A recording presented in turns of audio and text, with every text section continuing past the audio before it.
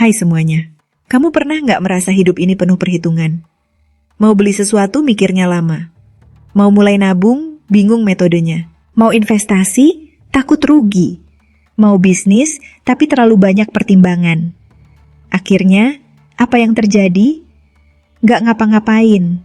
Uang segitu-gitu aja, nggak nambah, nggak berkembang, bahkan kadang malah habis buat hal-hal yang nggak direncanakan.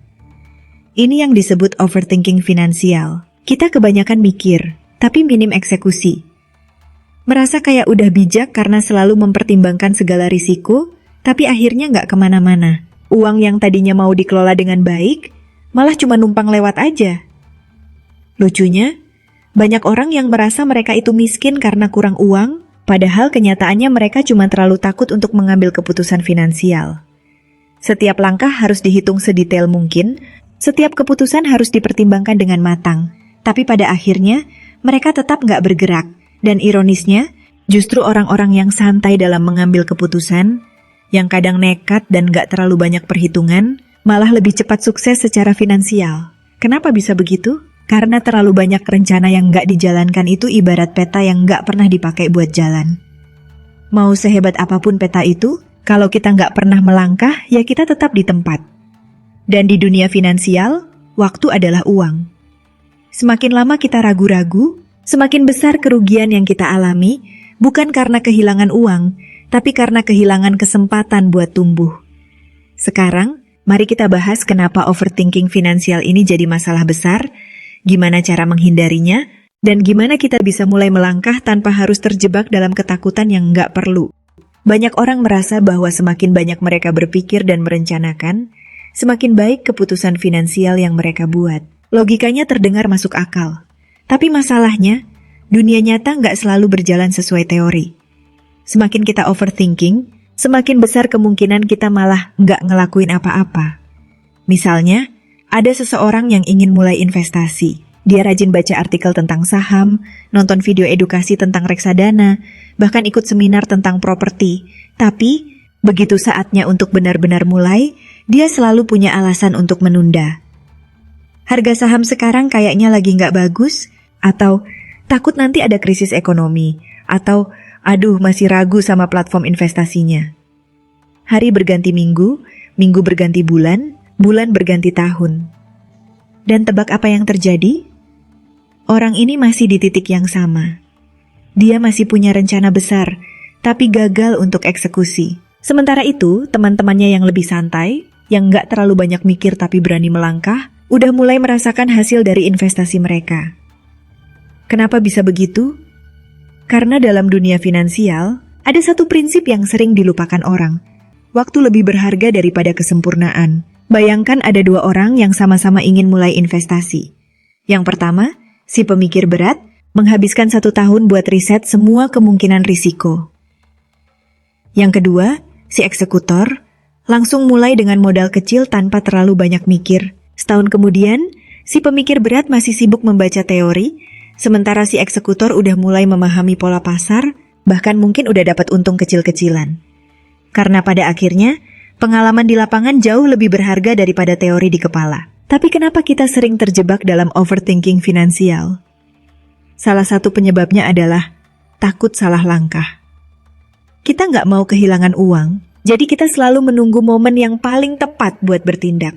Padahal, nggak ada yang namanya momen sempurna. Kalau kita terus menunggu keadaan ideal, kita nggak akan pernah mulai. Penyebab lainnya adalah terlalu banyak informasi. Zaman sekarang, informasi tentang keuangan gampang banget didapat. Tapi justru karena terlalu banyak, kita jadi bingung. Mana yang harus diikuti? Mana yang benar-benar bisa diterapkan? Akibatnya, kita malah stuck dalam fase belajar tanpa pernah masuk ke fase praktek. Dan yang paling bahaya, overthinking ini seringkali bikin kita merasa produktif.